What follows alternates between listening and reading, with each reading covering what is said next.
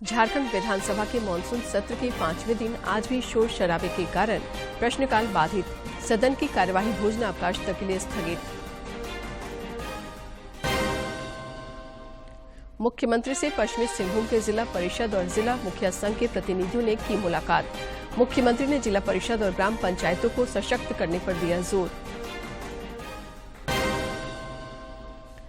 जमीन घोटाला मामले में ईडी की कार्रवाई जारी। मनी लॉन्ड्रिंग के आरोपी प्रेम प्रकाश और विष्णु अग्रवाल से ईडी आज करेगी पूछताछ।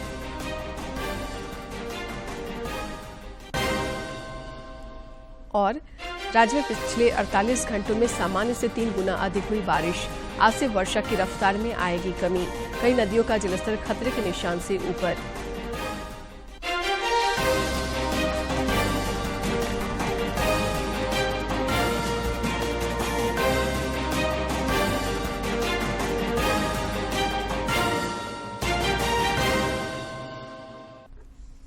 नमस्कार, खबरें झारखंड में आपका स्वागत है। मैं हूं शीला और अब समाचार विस्तार से। प्रधानमंत्री नरेंद्र मोदी आज बिहार और दिल्ली के एनडीए सांसदों के साथ संवाद करेंगे। श्री मोदी इससे पहले कल उत्तर प्रदेश के काशी, गोरखपुर और अवध क्षेत्र तथा तेलंगाना, आंध्र प्रदेश, तमिलनाडु, कर्नाटक, केरल, पुडुचेरी, लक्षद्वीप और अंडमान निकोबार के एनडीए सांसदों से केंद्र सरकार की कल्याणकारी योजनाओं को आम आदमी तक पहुंचाने का आग्रह किया। ने कल यूपी के काशी, अवध और गोरखपुर क्षेत्र के एनडीए सांसदों के साथ बैठक की थी। वहीं इससे पहले प्रधानमंत्री ने दक्षिण के राज्यों तेलंगाना, तमिलनाडु, आंध्र प्रदेश, केरल और पुडुचेरी के सांसदों के साथ भी बैठक की थी। लोकसभा चुनाव की तैयारियों के मद्देनजर इन बैठकों को काफी अहम माना जा रहा है।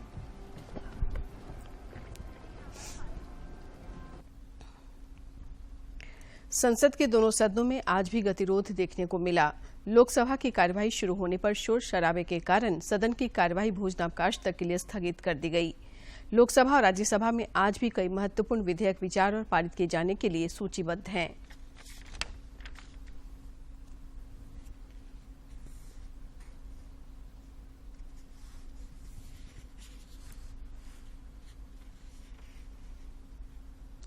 झारखंड विधानसभा के मानसून सत्र के 5वें दिन आज भी नियोजन नीति और विधि व्यवस्था के मुद्दे पर हंगामा जारी रहा। भाजपा सदस्यों ने कांग्रेस विधायक इरफान अंसारी द्वारा दिए गए बयान पर सदन में हंगामा किया। इसके बाद इरफान अंसारी ने खेद व्यक्त करना चाहा, लेकिन विपक्षी सदस्यों के हंगामे के कारण विधानसभा अध्यक्ष ने सदन की कार्यवाही 12 बजे तक के लिए स्थगित कर दी।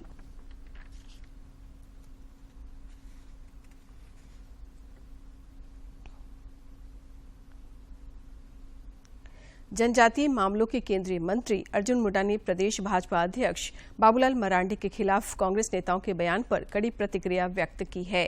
श्री मुंडा ने कहा है कि प्रदेश अध्यक्ष के खिलाफ जाति सूचक अनर्गल बयान इरफान अंसारी और कांग्रेस नेताओं की तुच्छ मानसिकता को दर्शाता है।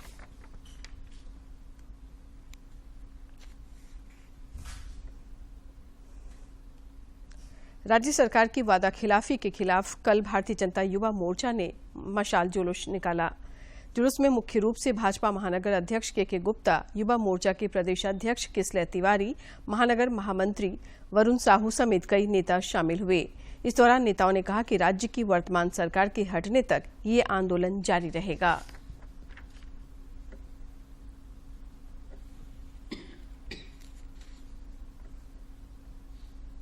स्थानीय नीति, नियोजन नीति और सीटेट पास झारखंड के मेधावी आदिवासी और मूलवासी बेरोजगारों के मुद्दे पर भाजपा युवा मोर्चा द्वारा कल गिरिडीह में भी मशाल जुलूस निकाला गया।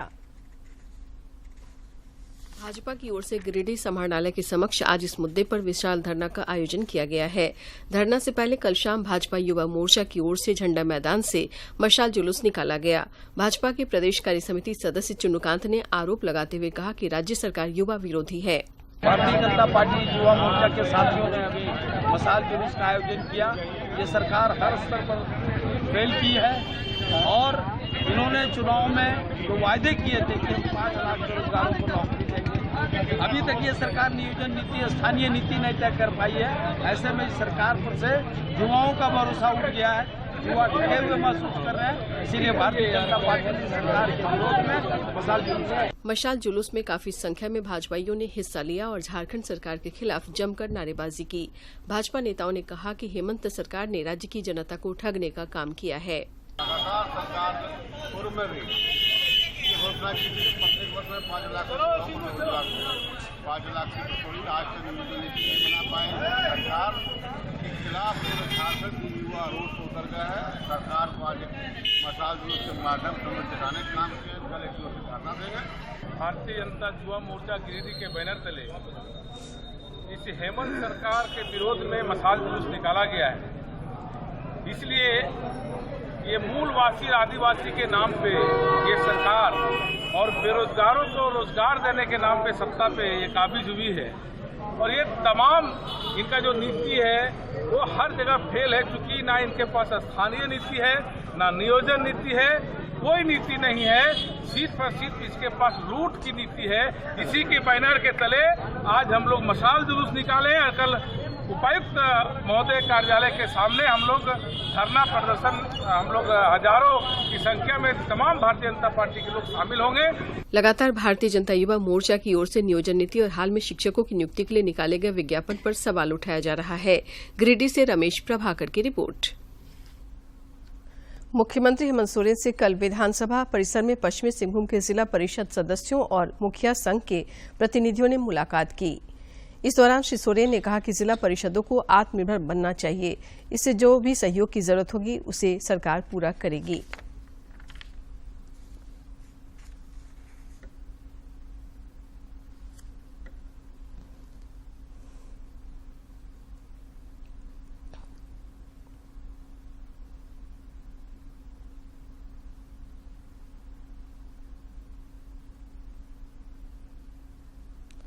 मुख्यमंत्री हेमंत सोरेन से कल विधानसभा परिसर में रांची रेल मंडल के डीआरएम प्रदीप गुप्ता और डीसीएम देवराज बनर्जी ने मुलाकात की। इस दौरान उन्होंने मुख्यमंत्री को हटिया और पिस्का रेलवे स्टेशन के पुनर्विकास को लेकर आगामी 6 अगस्त को आयोजित होने वाले शिलान्यास कार्यक्रम में सम्मिलित होने के लिए आमंत्रित किया। उन्होंने मुख्यमंत्री को बताया कि इन दोनों स्टेशनों के पुनर्विकास योजना के तहत रेल और यात्री सुविधाओं का विस्तार किया जाना है।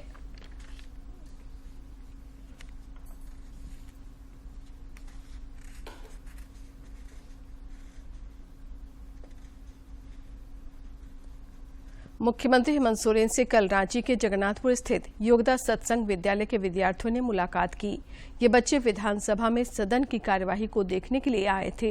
इस दौरान मुख्यमंत्री ने बच्चों से विधानसभा भ्रमण के अनुभव को जाना। मुख्यमंत्री ने बच्चों से ये भी कहा कि वे अपनी पढ़ाई पर पूरा ध्यान दें। सरकार उनके पठन पाठन की सारी व्यवस्था करेगी।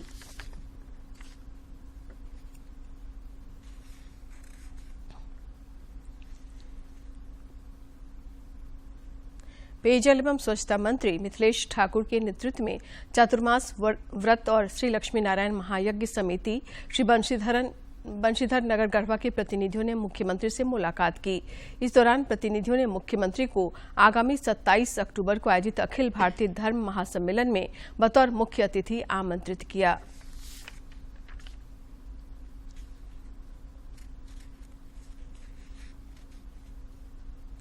इधर मंत्री हफीजुल हसन के नेतृत्व में हजरत अल्लामा अरशदुल कादरी रहतुल्लाह उर्स आयोजन समिति धतकीडीह के प्रतिनिधियों ने भी मुख्यमंत्री हेमंत सोरेन से मुलाकात की।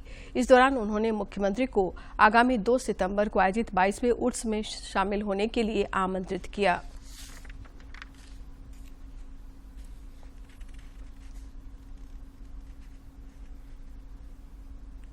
रांची स्थित प्रदेश भाजपा मुख्यालय में कल आगामी शंखनाद अभियान को लेकर प्रदेश सोशल मीडिया और आईटी सेल की महत्वपूर्ण बैठक हुई।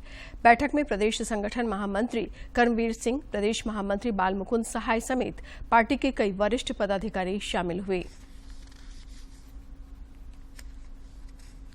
प्रवर्तन निदेशालय ईडी अवैध खनन और मनी लॉन्ड्रिंग के आरोपी प्रेम प्रकाश से जमीन घोटाला मामले में आज से 2 दिनों तक पूछताछ करेगी। ये पूछताछ रांची के होटवार स्थित बिरसा मुंडा केंद्रीय कारा में होगी, जहां प्रेम प्रकाश न्यायिक हिरासत में है। ईडी की विशेष अदालत ने इसकी इजाजत दे दी। इधर ईडी रांची के व्यवसायी विष्णु अग्रवाल से भी आज से अगले 5 दिनों तक पूछताछ करेगी। गुजरात के गांधीनगर में महिला सशक्तिकरण पर आयोजित G20 मंत्रिस्तरीय सम्मेलन का आज दूसरा दिन है। ये सम्मेलन महिलाओं के नेतृत्व वाले विकास पर ध्यान केंद्रित करते हुए लैंगिक समानता, महिलाओं के सशक्तिकरण और SDG लक्ष्य 5 को अर्जित करने की दिशा में उपलब्धियों को गति प्रदान करने का अवसर प्रदान करेगा।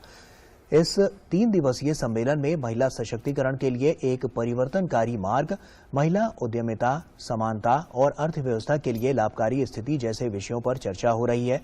इसके साथ ही प्रतिनिधियों को गुजरात की जीवंत ऐतिहासिक विरासत से परिचित कराने के लिए भ्रमण भी कराया जाएगा। भारतीय सेना ने अपने अधिकारियों की वर्दी में बड़ा बदलाव किया है। सेना ने अपने मूल कैडर और नियुक्ति से अलग ब्रिगेडियर स्तर के ऊपर के अधिकारियों के लिए एक सामान्य वर्दी लागू किया है। सम्मेलन में इसका फैसला लिया गया था, जिसे सेना के अधिकारियों के लिए 1 अगस्त से ये नियम लागू किया है। भारतीय सेना ने मूल कैडर और प्रारंभिक नियुक्ति के बावजूद ब्रिगेडियर और उससे ऊपर रैंक वाले वरिष्ठ अधिकारियों के लिए एक कॉमन वर्दी नियम लागू होगा। Brigadier, major general, lieutenant general और जनरल रैंक के सभी अधिकारी एक ही रंग की बेरी रैंक के सामान्य बैज और एक सामान्य बेल्ट बकल और एक सामान्य पैटर्न के जूते पहनेंगे। इस फैसले के तहत वरिष्ठ अधिकारियों की टोपी, कंधे पर बैज, गोरगेट पैच, बेल्ट और जूते अब सामान्य होंगे। वहीं फ्लैग रैंक अधिकारी अब कोई पट्टा या कमरबंद नहीं पहनेंगे। भारतीय सेना ने सामान्य पहचान और दृष्टिकोण को बढ़ावा देने के लिए ये फैसला किया है। कर्नल और नीचे के रैंक के अधिकारियों की वर्दी में कोई बदलाव नहीं होगा।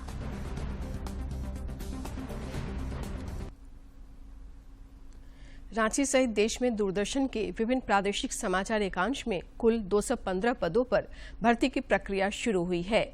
रांची के लिए वरीय संवाददाता, एंकर सह संवाददाता, bulletin editor, copy editor, broadcast executive, video post production assistant, videographer, packaging सहायक, कंटेंट एग्जीक्यूटिव के पद पर ऑनलाइन आवेदन आमंत्रित किए गए हैं। अधिक जानकारी https:/applications.prasarbharati.org आवेदन पर भेजे जा सकते हैं। कोई दिक्कत होने पर स्क्रीनशॉट के साथ hr.ddnews@gmail.com पर दिक्कत साझा करें।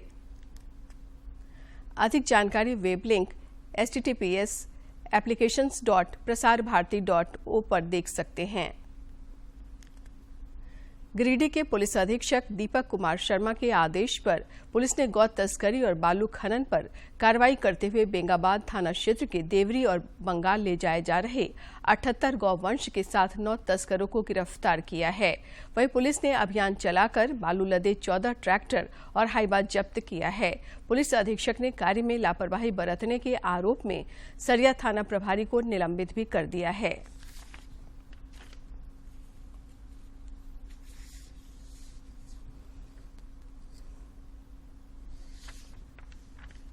और अब कुछ खबर राज्य के विभिन्न जिलों से।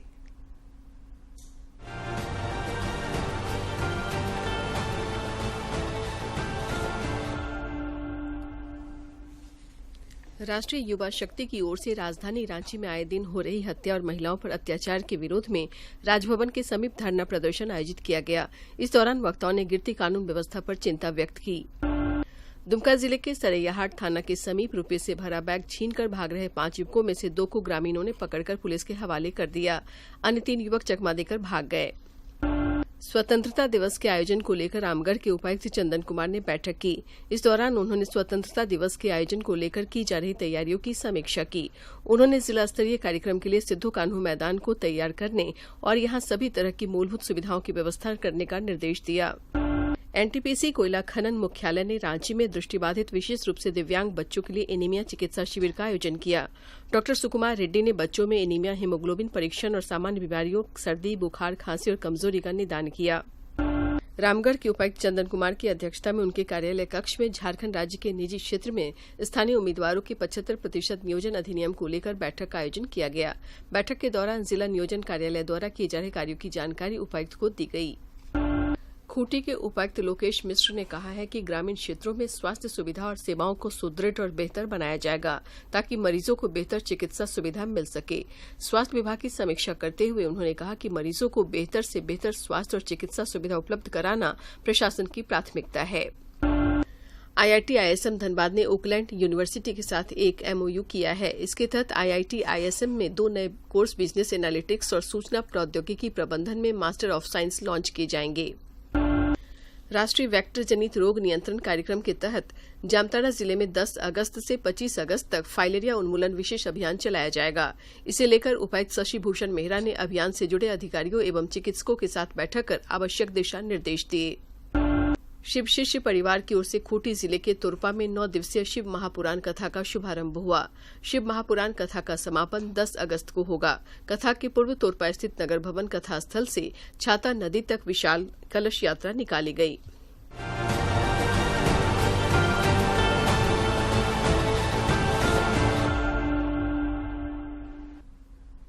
बंगाल की खाड़ी में निम्न दबाव का क्षेत्र बनने से राजधानी रांची समेत राज्य के कई इलाकों में पिछले 48 घंटों में सामान्य से 3 गुना अधिक बारिश दर्ज की गई है।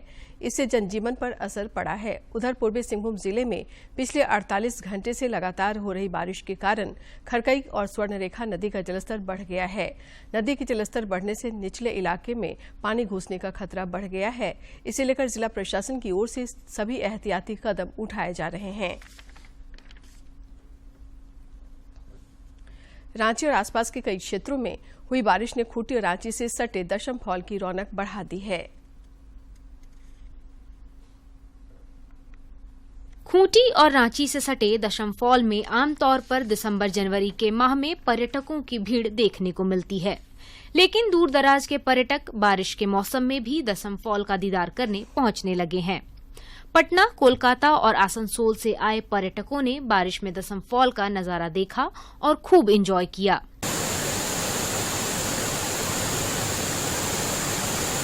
रांची और आसपास के क्षेत्रों में हुई बारिश ने दशम फॉल की रौनक बढ़ा दी है। तकरीबन 144 फीट की ऊंचाई से चट्टानों के बीच से होकर बहती माटी के रंग में रंगी दशम फॉल की जलधारा बेहद खूबसूरत बन गई है। बहुत अच्छा लग रहा है। हम कलकत्ता से आए तो इस फॉल्स देखने के लिए हम यहाँ पर आए। कितना सुंदर और देखिए आप लोग, कितना सुंदर, कितना यादगार हम कभी नहीं। फॉल का नजारा देखने के लिए पर्यटन विभाग द्वारा यहाँ सुरक्षित व्यू पॉइंट भी बनाए गए हैं। पेड़ पौधों के बीच चट्टानों से होकर बारिश में हाई प्रेशर के साथ जल का बहाव सुखद अनुभूति देता है।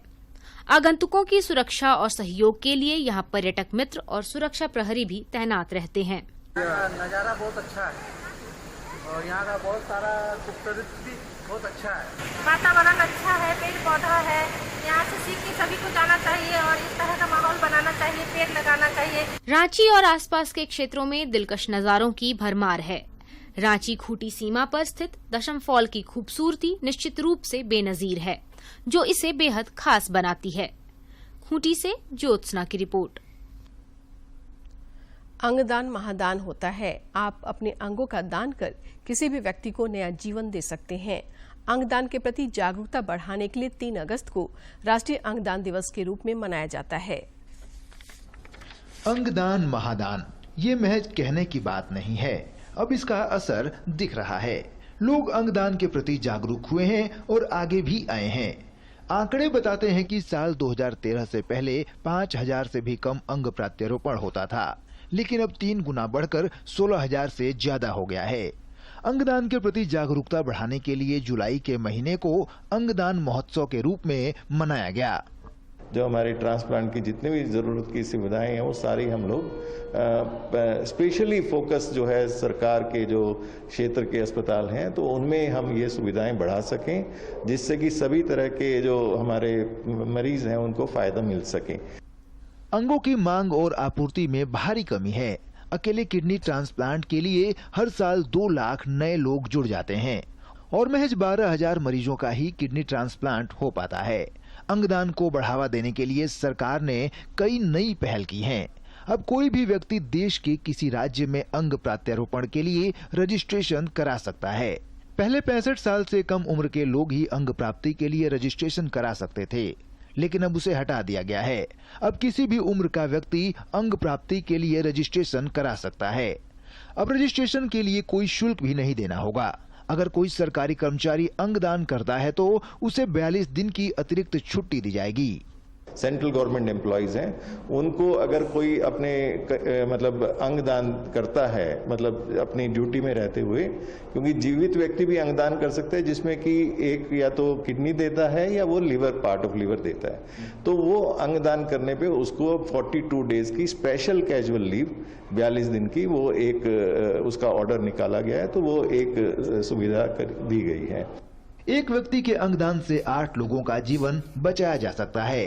दुर्घटना के बाद ब्रेन डेड हुआ व्यक्ति का अंगदान किया जा सकता है। नितेंद्र सिंह की रिपोर्ट, DD न्यूज, दिल्ली। केंद्रीय स्वास्थ्य मंत्री मनसुख मांडविया ने आज नई दिल्ली में आयोजित 13वें भारतीय अंगदान दिवस को संबोधित किया। श्री मांडविया ने कहा कि पिछले 9 वर्षों में अंगदान के प्रति लोगों में जागरूकता बढ़ी है। व्यक्ति मृत्यु के बाद भी अपनी आंख से देखना चाहते हैं, आपकी आंख का डोनेशन दे दो, आपकी आई को डोनेट कर दो, आप नहीं रहेंगे, लेकिन आपकी आंख से जिसको आपने डोनेट किया है वो व्यक्ति दुनिया को देखते रहेंगे। दोस्तों, इससे बड़ा अवसर कौन हो सकता है?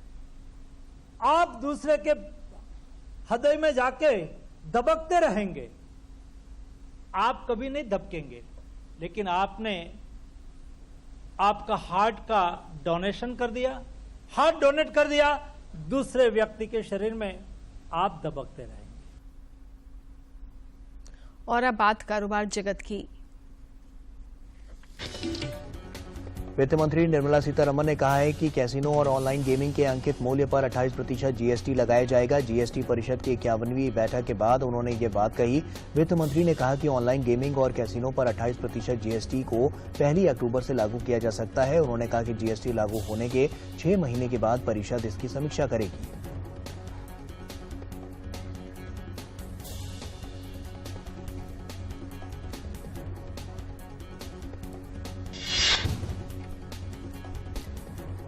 आईटीआर की अगर बात की जाए तो इस बार जो आईटीआर रिटर्न्स फाइल किए गए, आयकर विभाग का ये मानना है कि उसमें लगातार बढ़ोतरी हुई है और इस प्रोसेस को क्योंकि सरल बनाया गया है, इसीलिए आईटीआर फाइल करने में लोगों को आसानी हुई और 31 जुलाई को भी अच्छे खासे रिटर्न्स फाइल किए गए, क्योंकि वो आखिरी दिन था रिटर्न फाइल करने के लिए।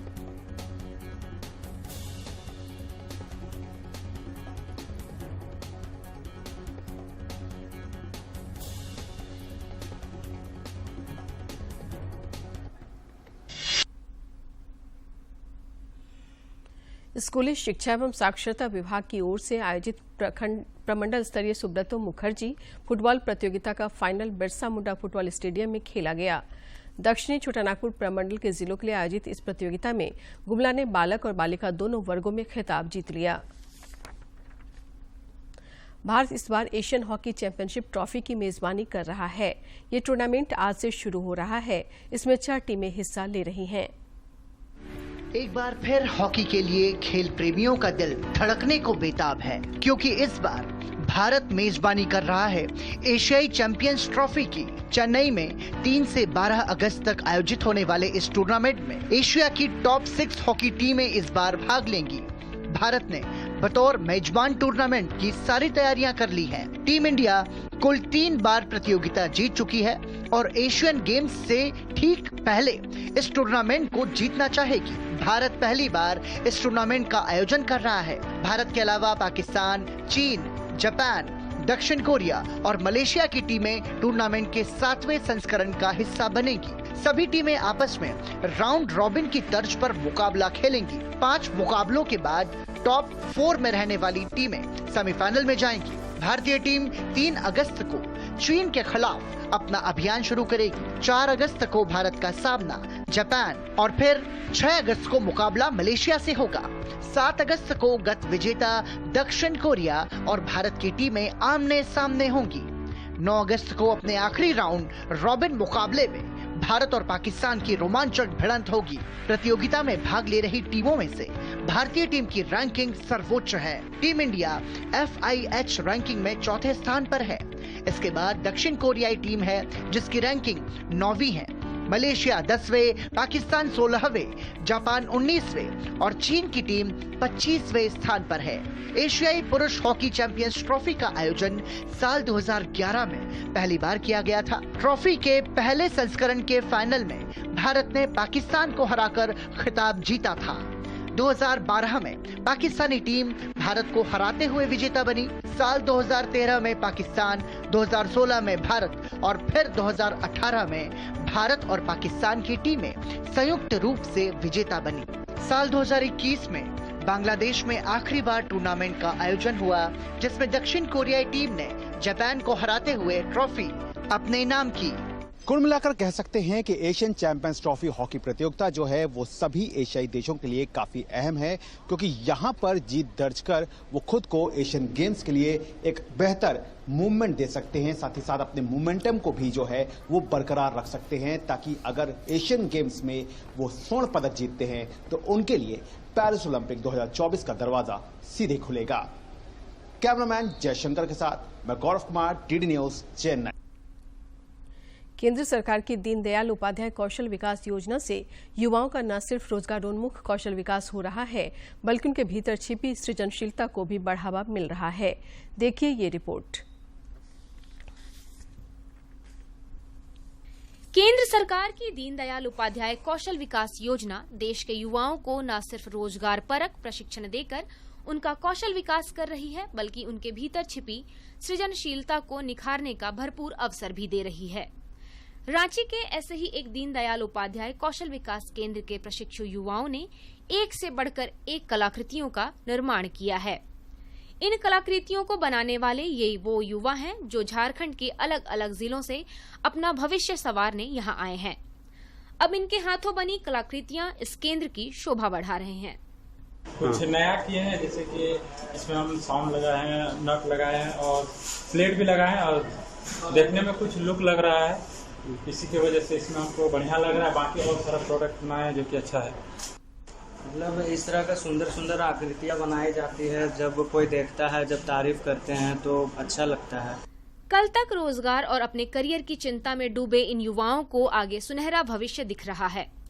ये युवा केंद्र सरकार की तारीफ करते हैं और कहते हैं कि नौकरी या स्वरोजगार में से किसी एक को चुनना अब इनकी मर्जी पर है।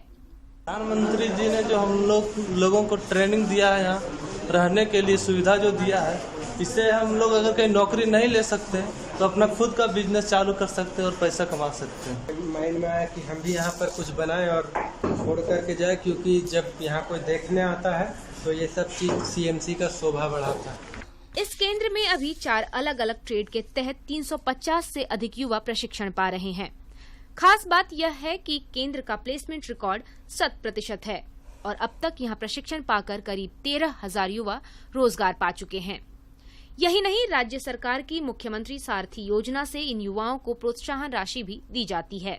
ट्रेनिंग है वो 2017 से हम लोग कंटिन्यू दे रहे हैं और लगभग अभी 13,000 लगभग बच्चे हम लोग ने यहाँ पे सर्टिफाइड किया है और सभी को जॉब भी दिया है। 100% जॉब बच्चे लोगों को प्लेसमेंट दिया गया है। तकनीक और देश में फैलते उद्योगों के जाल के साथ साथ कुशल श्रम की भी मांग बढ़ रही है। ऐसे में देश में आधारभूत संरचनाओं के विकास और युवा हाथों को काम देने को लेकर केंद्र सरकार की दीनदयाल उपाध्याय कौशल विकास योजना काफी कारगर साबित हुई है। रांची से अवधेश गौतम की रिपोर्ट। अंत में मुख्य समाचार एक बार फिर।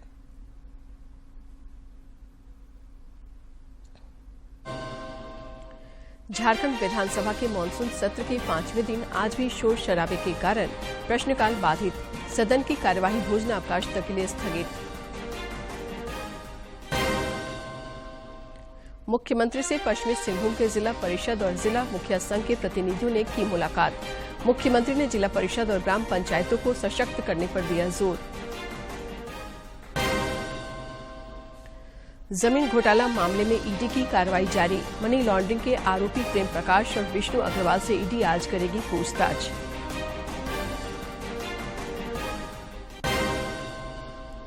और राज्य में पिछले 48 घंटों में सामान्य से 3 गुना अधिक हुई बारिश। आज से वर्षा की रफ्तार में आएगी कमी। कई नदियों का जलस्तर खतरे के निशान से ऊपर।